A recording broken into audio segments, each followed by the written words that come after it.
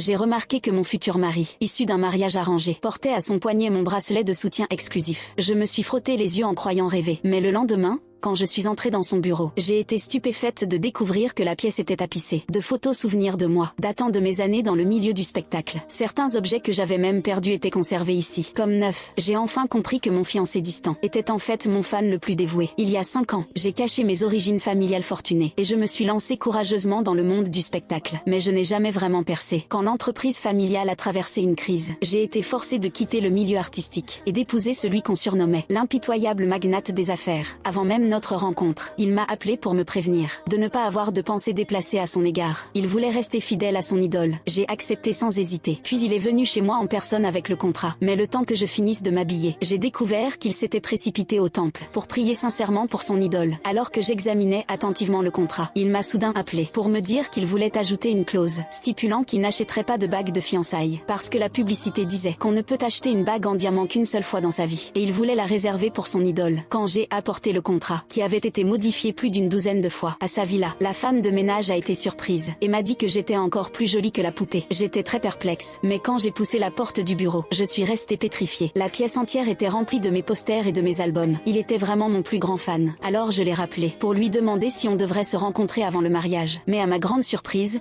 il a répondu que ce n'était pas la peine. De toute façon, le contrat n'est que pour 1 an. Tu peux aller retrouver ton premier amour quand tu veux. Pendant cette période, face à son attitude si froide, j'avais vraiment hâte de voir sa réaction quand il découvrirait la vérité. Le jour où nous sommes allés chercher notre certificat de mariage, il m'a demandé une photo pour ne pas se tromper de personne. J'ai souri et lui ai dit qu'il me reconnaîtrait sans aucun doute. J'ai acheté un magnifique bouquet de fleurs. Puis je me suis retournée et je suis allée vers sa voiture. J'ai frappé à sa vitre et j'ai vu exactement ce que j'attendais. Son visage complètement abasourdi.